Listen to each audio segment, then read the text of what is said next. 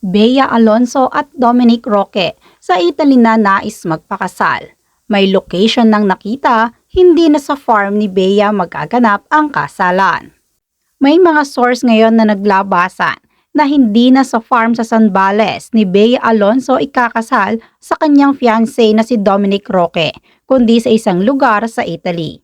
Ayon sa showbiz columnist na si Jun Lalin, binanggit umano sa kanya ng isang malapit kay Bea na nagustuhan ng celebrity couple ang nasabing lokasyon nang minsan nila itong mabisita. Ani ni Jun Lalin, say nga ng source namin, very romantic daw ang dating ng lugar at nagustuhan ni Bea at Dominic. Gayunman, kinlaro naman ni Jun Lalin na hindi pa sigurado ang source kung doon na talaga gaganapin ang kasal na nakatakda na ngayong 2024.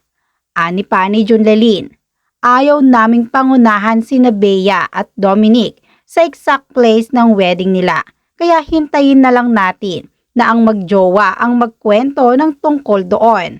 Kamakailan ay inihayag ni Bea na wala pang eksaktong lugar at date ang wedding nila ni Dominic.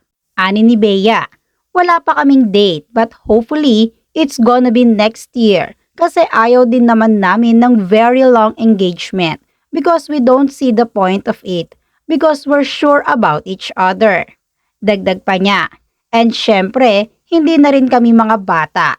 Gusto na rin naming mag-start ng pamilya namin. Pagpapatuloy pa niya, so hopefully, next year, sana mag-align ang mga stars at matuloy next year.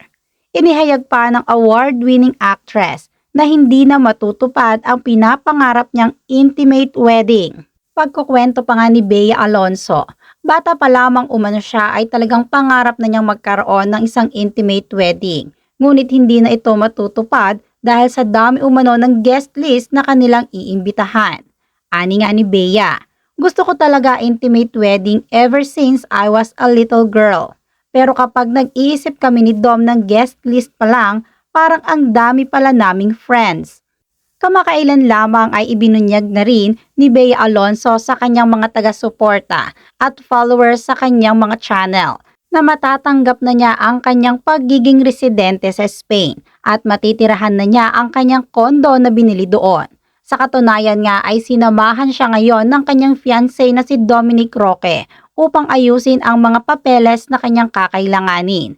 Ayon pa kay Bea, 20 days silang magta-travel ngayon ng kanyang fiancé na si Dominic, kung kaya naman magkakaroon sila ng maraming oras sa isa't isa at mapag-iisipan ang kanilang pinapangarap na kasal, kung sa Pilipinas man ito o sa Italia na.